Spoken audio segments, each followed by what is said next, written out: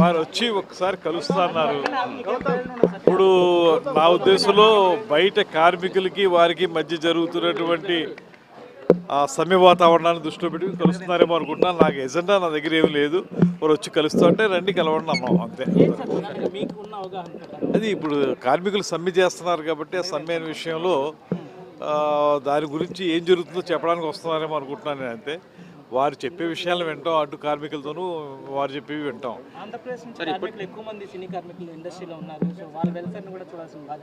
తప్పనిసరిగా ఇది వారు ఏం చెప్తారో విని, కార్మికులు చెప్పే విషయాలు విని డిప్యూటీ సీఎం గారు, సీఎం గారు ఇద్దరు దృష్టిలో పెట్టి వారితో చర్చించి ఏం చేయాలి, ఒకవేళ మన సైడ్ నుంచి ఏమన్నా ఇంటర్వెన్షన్ అవసరం అయితే మేము ఏం చేయాలనేది ముఖ్యమంత్రి గారితో, ఉప ముఖ్యమంత్రి గారితో మాట్లాడారు.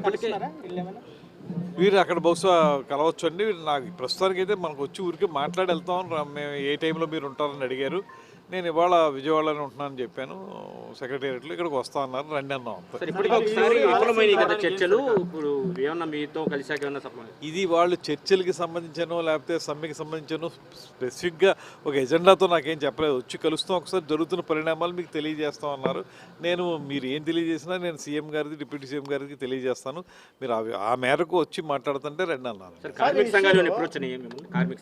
లేదు లేదండి.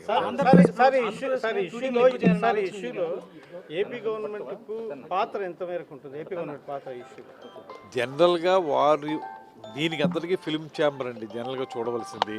అంటే అదేవిధంగా వాళ్ళకు ఫెడరేషన్ ఉంది, కార్మికులకి నిర్మాతలకేమో ఫిల్మ్ ఛాంబర్ ఉంది. వాళ్ళు కూర్చుని నిర్ణయించుకోవాలి తప్పితే ఎక్కడన్నా ప్రభుత్వ ఇంటర్వెన్షన్ ఎప్పుడు వస్తుంది? థియేటర్లు నడపడం విషయంలోనూ లేకపోతే ఇతరత్ర సినిమా షూటింగ్లకి అనుమతి ఇచ్చే విషయంలోనూ వీటిల్లో మా ఇంటర్వెన్షన్ ఉంటుంది తప్పితే ఇలాంటి కీలకమైన మౌలికమైనటువంటి అంశాల విషయంలో ఛాంబరు అదేవిధంగా ఫెడరేషను వాళ్ళు కూర్చుని మాట్లాడుకుని తేల్చుకోవాల్సి ఉంటుంది.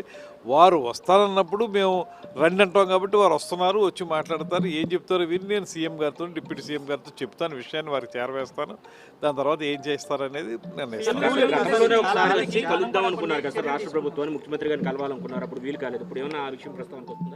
అది మరి వాళ్ళు ఏం మాట్లాడతారో ఇంకా మనకు తెలియదు. దానికి మాత్రం స్థిర నిశ్చయంతో ఉన్నాం మేము.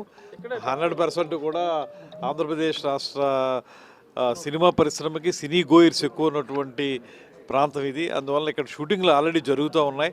జరుగుతాం మాత్రమే కాకుండా ఇక్కడ మౌలిక సదుపాయాలు కూడా ఏర్పాటు చేయడానికి ప్రభుత్వం సిద్ధంగా ఉంది. అన్ని వేళల్లో కూడా వారు ఒకవేళ ఇక్కడ స్టూడియోలు నిర్మించాలన్నా లేకపోతే రికార్డింగ్ థియేటర్లు, రికార్డింగ్ థియేటర్లు నిర్మించాలంటే తప్పనిసరిగా సహకారం అందిస్తాం. Thank you. అవును, మామూలుగా వచ్చాం, చాలా రోజులైన దుర్గేష్ గారిని కలిసి కలవలేదని వచ్చాం అంతే. అసలు సమ్మెకి దీనికి ఏం సంబంధం లేదు. కలిసి వచ్చి